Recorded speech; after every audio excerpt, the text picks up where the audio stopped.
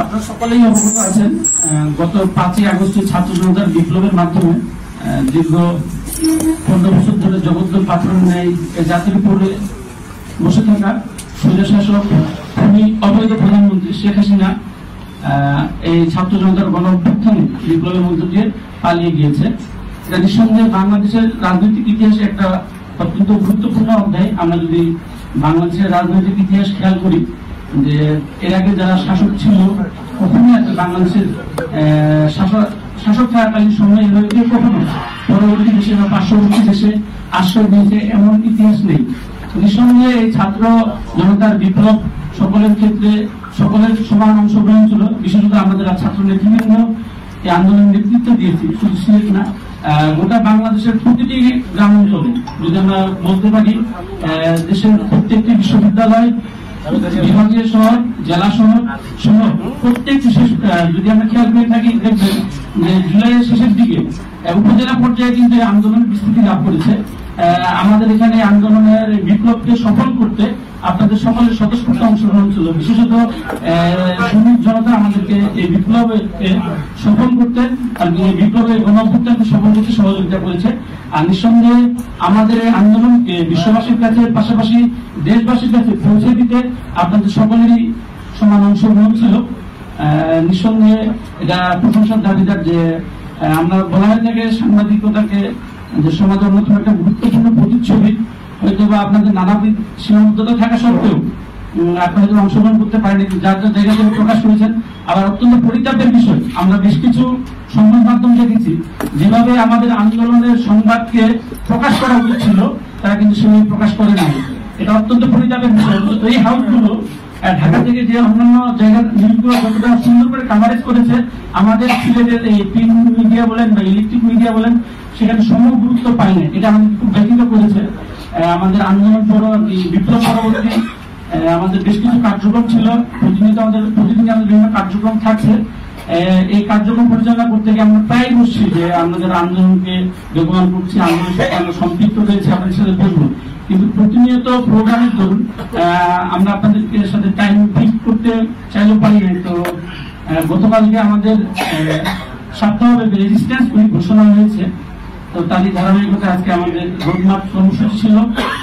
তো আমরা এই সময়টা ফাঁকা পেয়েছি, এই সময় আমরা চেয়েছি যে আমরা আপনাদের সাথে যারা সাংবাদিক বৃন্দ রয়েছেন আপনাদের সাথে যদি আমরা মত বিনিময় করতে পারি তাহলে নিঃসন্দেহে এটা একটা সবচেয়ে খুশির বিষয় যে বাংলাদেশের অন্যান্য বিভাগীয় শহরগুলোতে আন্দোলনের যে মাত্রাটা যতটা ছড়িয়েছিল তার থেকে সবচেয়ে বেশি বিভাগ ঢাকার বাইরে সবচেয়ে বেশি আন্দোলনের মাত্রাটা বেগবান ছিল সিলেট। আমাদের পর্যবেক্ষণ শুধু এটা কেন্দ্রের যে দৃষ্টিভঙ্গি, কেন্দ্রের যে পর্যবেক্ষণ যে অন্যান্য বিভাগে আর কি ঢাকার বাইরে সবচেয়ে বেশি আন্দোলন বেগবান ছিল আমাদের সিলেটে। এক্ষেত্রে সকল শ্রেণী পেশার মানুষজন আপনারা আমাদেরকে বিভিন্নভাবে বুদ্ধি দিয়ে পরামর্শ দিয়ে আমাদের প্রোগ্রামকে সাফল্যমণ্ডিত করেছেন। আর আমাদের এই এক দফা পূর্বে মূলত আমাদের আন্দোলন শুরু হয়ে যখন কুরবানি আগে খেয়াল করি কোটা পূর্ণ বল নিয়ে, ঈদ পরবর্তী আমরা কোটা পূর্ণ বল নিয়ে আলোচনা আমাদের আন্দোলন চলছিল প্রত্যেকটি বিশ্ববিদ্যালয়ে। আন্দোলনের সূত্রপাত ঢাকা বিশ্ববিদ্যালয়ের শাহবাগ থেকে। তো মূলত আন্দোলন ছিল আমাদের কোটা পূর্ণ বল নিয়ে। পরবর্তী সময়ে স্বৈরশাসক শেখ হাসিনা যখন আমাদেরকে রাজাকার বলে সম্বোধন করে, তারই পরিক্রমায় কিন্তু ছাত্র জনতা এই শব্দটিকে খুব ব্যথিত মনে আমরা গ্রহণ করে তারই পরিক্রমায় এই রাজাকার শব্দ বলার দরুন কিন্তু আমরা এই আন্দোলনকে এক দফা দাবিতে রূপান্তর করি। এটা নিঃসন্দেহে 14 তারিখ পরবর্তীতে আন্দোলন বেগবান হয়েছে। এই মতভেদ আপনারা জানেন যে সর্বপ্রথম এই আমরা একটা দ্বিতীয় মুক্তিযুদ্ধ বলে অভিহিত করছি। এই মুক্তিযুদ্ধে প্রথম শহীদ হয়েছে রংপুর বিশ্ববিদ্যালয়ের মেধাবী শিক্ষার্থী শহীদ আবু সাইদ সহ। আমরা গতকাল নিউজ পেয়েছি যে বেশ কিছু আহত শিক্ষার্থী, বেশ কিছু জনতা যারা এই আন্দোলনে বিভিন্নভাবে আমাদের সহযোগিতা করেছে তারা কিন্তু শহীদ হচ্ছে। আমরা তাদের আত্মার মাগফিরাত কামনা করছি। আমাদের এই মত বিনিময় সভায় মূলত আজকে আমরা সাবিকুলি এবং সিলেটের সমন্বয়কে আপনাদের সাথে মত বিনিময় সভায় কথা বলবো। আমাদের সামনে ছাত্র আন্দোলন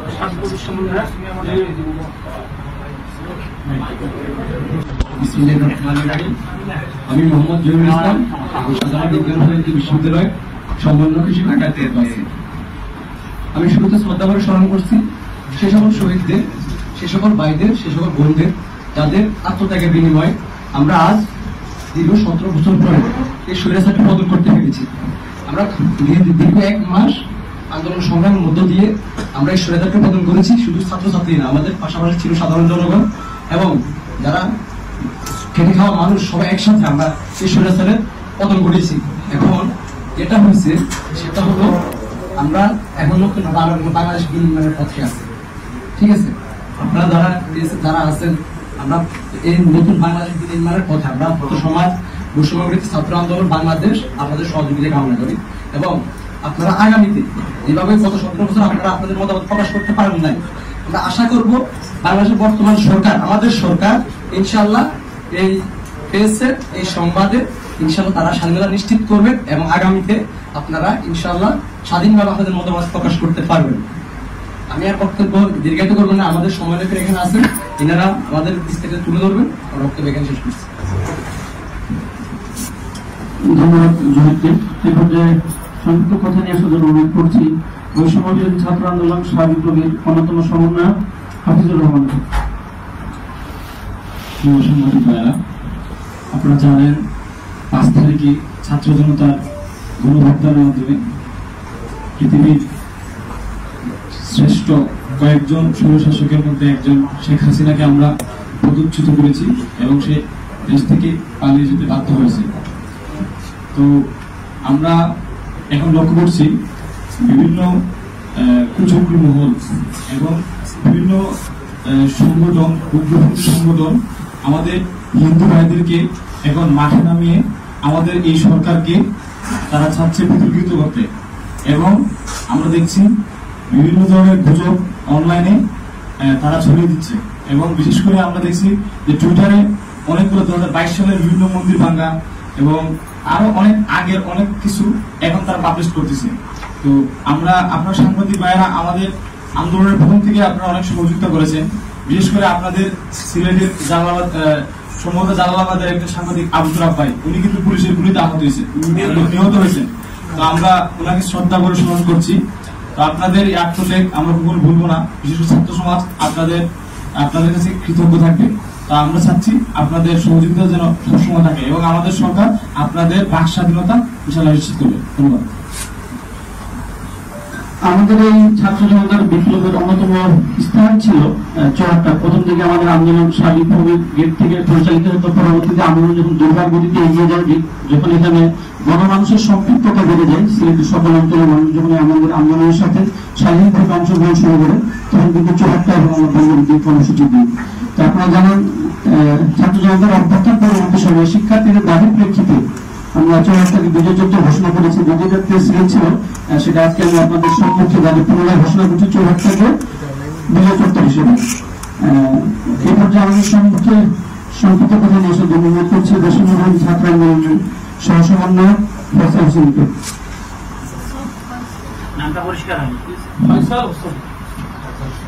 বৈষম্যবিরোধী ছাত্র আন্দোলন কেন্দ্রীয় কমিটির সহসমন্বয়ক ফয়সাল হোসেন।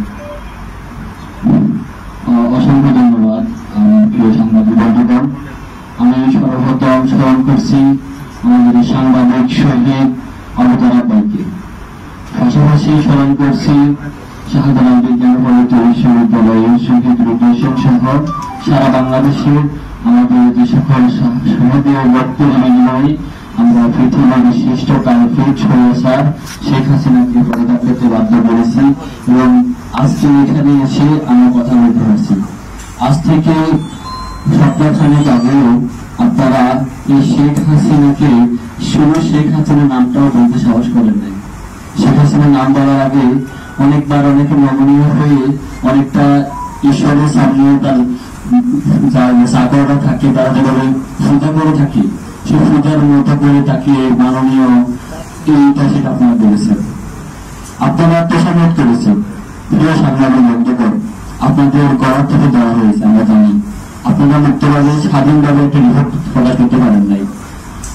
আপনাদেরকে যে জুলুম করে রাখা হয়েছে, যে সকল সাংবাদিকরা কলামিস্টরা লিখেছেন, যে সকল সাহসী সাংবাদিকরা ভূমিকা রাখতে চেয়েছেন, তখনই তাকে তার গড়ার থেকে রাখা হয়েছে, তাকে হুমকি নামকি দেওয়া হয়েছে, যেগুলো রাখা হয়েছে।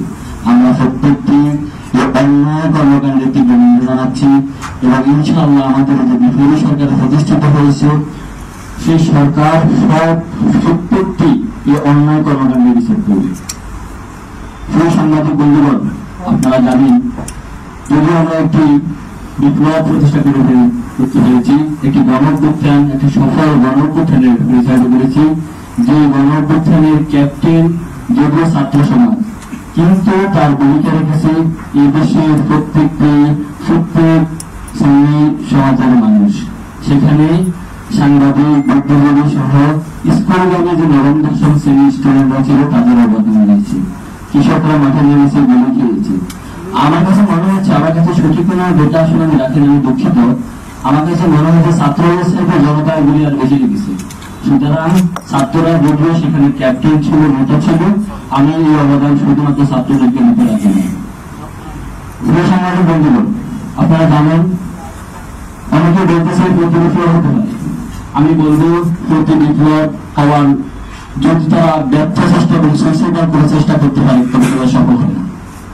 যেখানে তাদের নেতারা পালিয়ে বেড়াচ্ছে, তাদের বড় বড় নেতারা আমরা দেখছি যে মোটা হয়ে তারা ইন্ডিয়া চলে যাওয়ার জন্য চেষ্টা চালাচ্ছে, সেখানে তারা প্রতি বিপ্লব যদি কখনো সেরকম কোনো সিদ্ধান্ত নিয়ে থাকে সেটা হলো সুইসাইডাল অ্যাটেম্প। সুইসাইডাল কেন বলছে? যেখানে তাদের অবস্থা খুবই নাজুক, সেখানে কিভাবে তারা রাস্তা দাঁড়াবে? যেখানে তারা প্রশাসনকে সাথে নিয়ে একের সাথে গুলি করে আমাদের সাথে পরাজিত হয়েছে, সেখানে কোনো সম্ভাবনা নেই।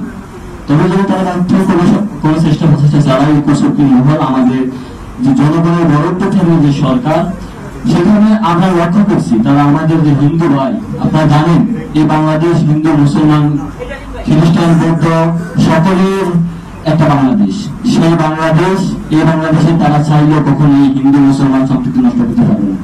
তারা সাধারণ হিন্দু সমাজকে বিভিন্নভাবে উল্টো পাল্টো ভাবে বুঝিয়ে বিভিন্নভাবে মাঠে নামার বিচার চেষ্টা তারা করেছে। ইসকন আমি নাম ধরে বলছি, বিতর্কিত সংগঠন, ইসকন বিতর্কিত সংগঠন। এই সকল বিতর্কিত সংগঠনের মাধ্যমে ইন্ডিয়ার বিভিন্ন নানা ষড়যন্ত্রের মাধ্যমে আওয়ামী লীগের যে কুশক্রিয় মহল, যে সন্ত্রাসী গোষ্ঠী যদি নতুন করে কোনো ব্যর্থ চেষ্টা করতে চাই, এদেশের ছাত্র সমাজ, বৈষম্য বিরোধী ছাত্র আন্দোলন তার শক্ত হাতে প্রতিহত করবে। এবং আমরা আশা করছি আমাদের যে বিজয় শুরু হয়েছে, যে রিফরমেশন শুরু হয়েছে, যে সংস্কার শুরু হয়েছে, এটা চূড়ান্ত পর্যায়ে আমরা দেখবো ইনশাআল্লাহ। আপনাদের সকলকে ধন্যবাদ জানিয়ে আমার সংক্ষিপ্ত বক্তব্য এখানে শেষ করছি। আসসালামু আলাইকুম।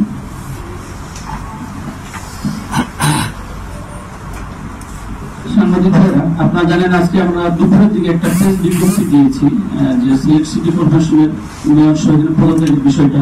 তো এখানে অনেকে জানতে চেয়েছেন আমরা কাদেরকে স্পেসিফিক করেছি। আমি বলে দিতে যাচ্ছি যে সিলেট সিটি কর্পোরেশনের মেয়র, কাউন্সিলরগণ, প্রধান নির্বাহী কর্মকর্তা, প্রধান প্রকৌশলী, তত্ত্বাবধায়ক প্রকৌশলী সহ সকল নির্বাহী প্রকৌশলী যারা 15 বছর ধরে নানা সুযোগ সুবিধা নিয়ে এই সিটি কর্পোরেশনকে ভবিষ্যৎ দ্বারপ্রান্তে নিয়ে গেছেন, যাদের অদক্ষতা অযোগ্যতার দরুন সিটি কর্পোরেশনের মানুষজন কাঙ্ক্ষিত উন্নয়ন থেকে বঞ্চিত হয়েছে। আমরা একটা রিফর্ম করতে চাই, আমরা একটা বৈষম্যহীন বাংলাদেশ গড়তে চাই। তো বৈষম্যহীন বাংলাদেশের অন্তরালে তারা যারা ডামি নির্বাচনের মাধ্যমে জনগণের প্রতিনিধিত্ব করছে, তো আমাদের 24 ঘন্টার আলটিমেটামের মধ্যে আমরা বলে দিতে চাই যে যারা এখনো কাউন্সিলর হয়েছে, মেয়র সহ যাদের নাম ঘোষণা করেছি, প্রত্যেকেই সদস্যদের পদত্যাগ করবে, নতুবা আমরা আমাদের পরবর্তী কর্মসূচি শিক্ষিত প্রশ্ন অবস্থানের মাধ্যমে হুঁশিয়ারিভাবে উচ্চারণ করতে চাই। এই পর্যায়ে আমাদের সামনে বক্তব্য নিয়ে আসছে সিলেট সাধারণ বিজ্ঞান প্রযুক্তি বিশ্ববিদ্যালয়ের বৈষম্য ছাত্র আন্দোলনের সমন্বয়ক জনগণ শিশু।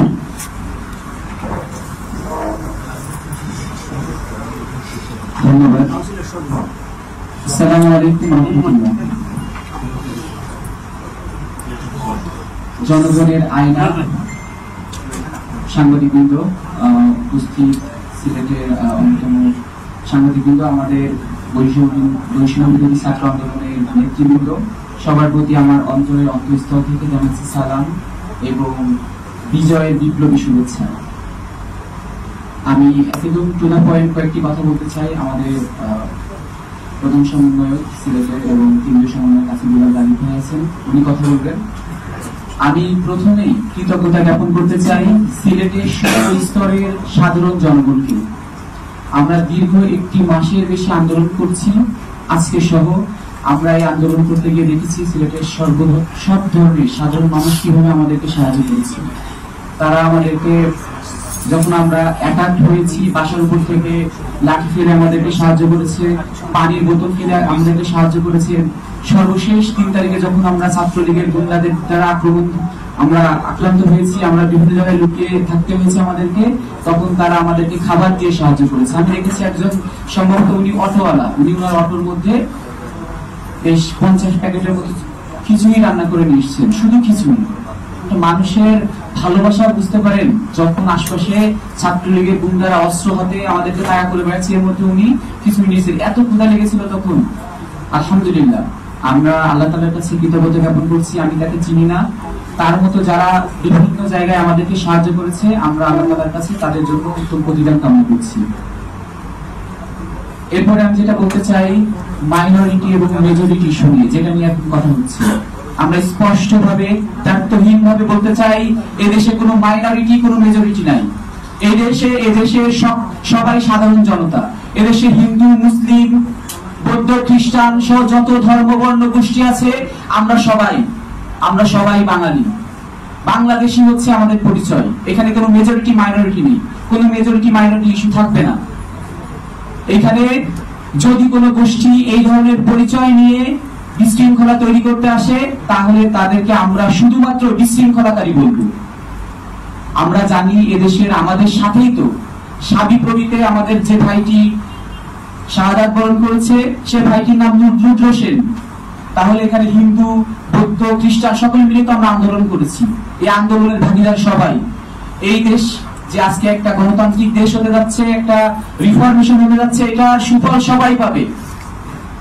তো এই সুফল পাওয়া থেকে তাদেরকে যারা বঞ্চিত করতে যাচ্ছে, স্বার্থান্বেষী গোষ্ঠী, আমাদের পাশের দেশ ইন্ডিয়ার চক্রান্তে এগুলা তারা করছে। আমি আমাদের অন্যান্য ধর্মাবলম্বী ভাইদেরকে বলতে চাই, আপনারা আমাদের ভাই, আপনারা আমাদের বোন, আপনারা আমাদের মা বাবার মতো।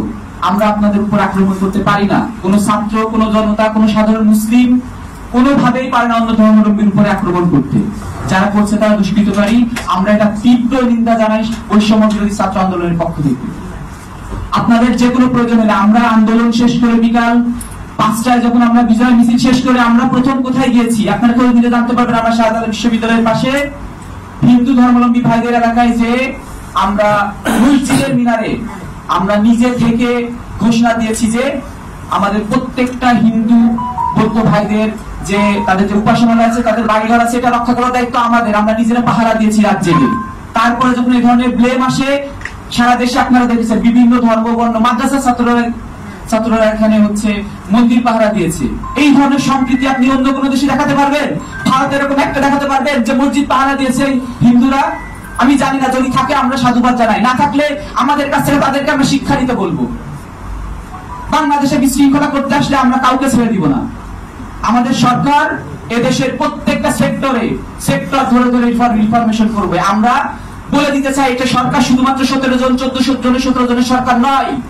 এই সরকারের পিছনে 1 কোটির বেশি সাধারণ ছাত্র জনতা আছে।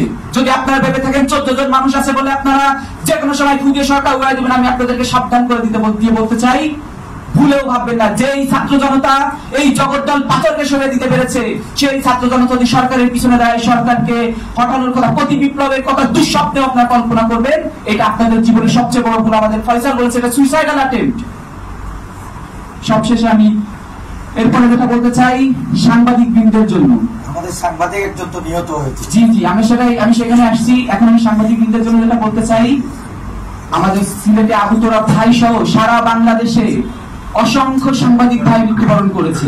আমাদের নাম জানা অজানা, অনেকে এখন আহত, অনেকে হয়তো পঙ্গুত্ব বরণ করেছে। আমরা দেখেছিলাম প্রথম দিকে কুমিল্লা বিশ্ববিদ্যালয়ের সাংবাদিকদেরকে পুলিশ কিভাবে আক্রমণ করেছে। আমরা ভিডিও আমাদের কাছে আছে, আমরা দেখছি, এখনো দেখি।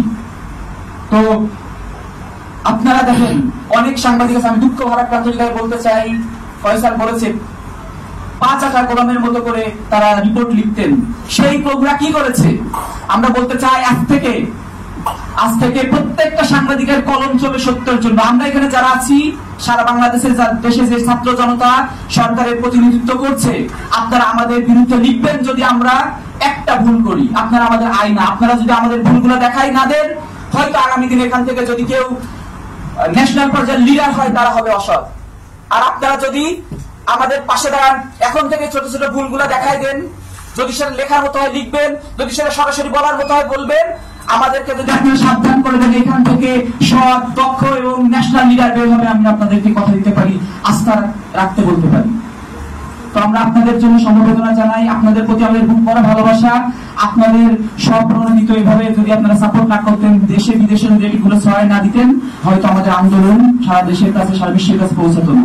আপনাদের প্রতি আমাদের খুব ভরা কৃতজ্ঞতা।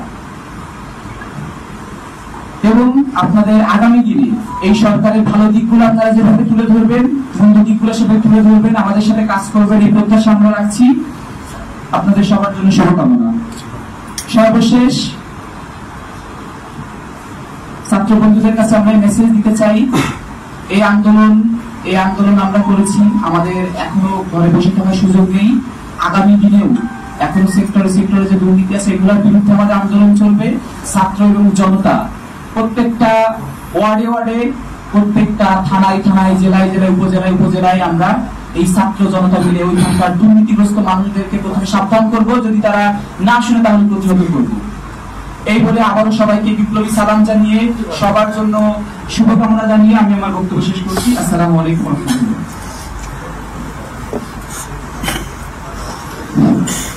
আপনারা যারা এখানে উপস্থিত আছেন, আপনারা আমাদের দেখছেন, আমরা যে মঞ্চের সামনে সারিতে যারা রয়েছি, আমরা অধিকাংশ জনে আপনাদের কারো তুল্য ছোট ভাই, কারো সন্তান সমতুল্য।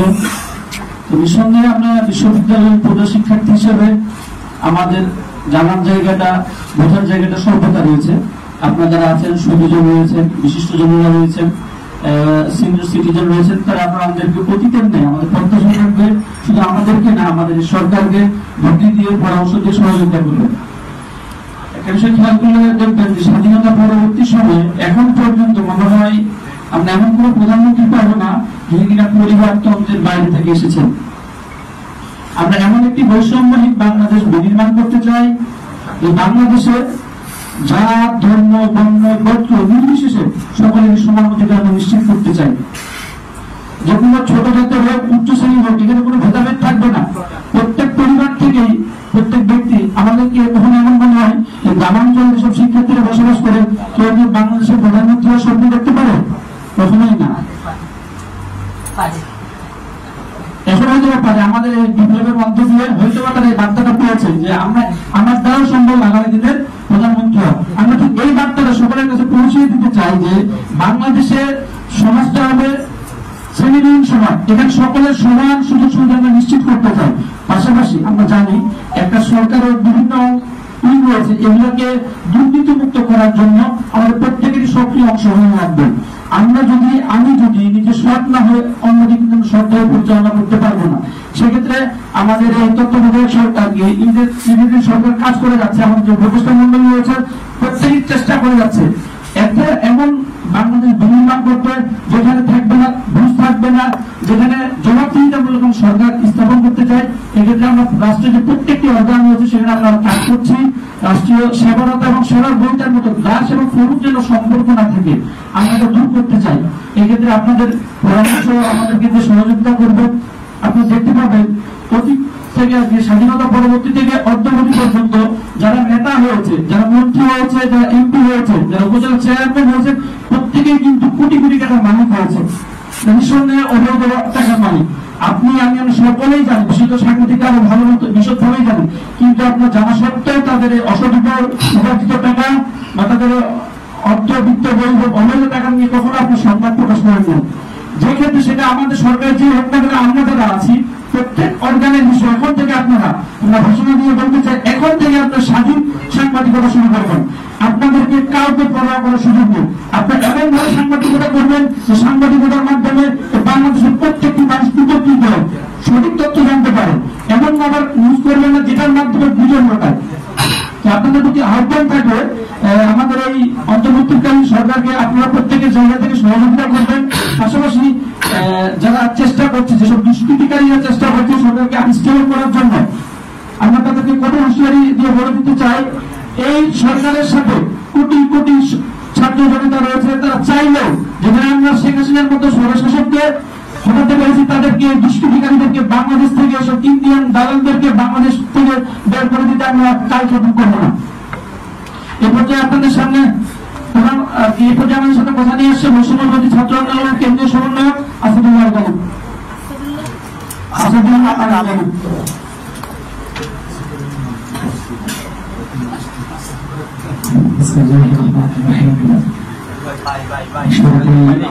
সাংবাদিক আমার ভাই সহ আমাদের ছোট ভাই প্রকাশের যে শহীদ হওয়া 7 জন ব্যক্তি সহ গোটা দেশে যারা শহীদ হয়েছেন তাদের আত্মার মাধ্যমে কামনা করছি এবং গোটা দেশে যে লক্ষাধিক ভাই আমাদের আহত হয়েছে, এখন চিকিৎসাধীন আছে, তাদের সুস্থতা কামনা করছি।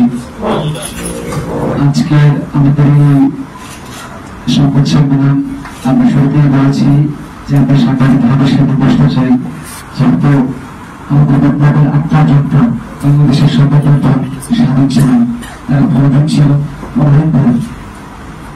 আমাদের যে স্বৈরাচারী সরকার, ফ্যাসিস্ট সরকার, তারা digital security act, cyber security অ্যাক্টের মতো কিছু কালো আইনের মাধ্যমে তাদের হাত কলম সবকিছু তুলে রেখে দেশটাকে একটা ফ্যাসিস্টে পরিণত করেছিল।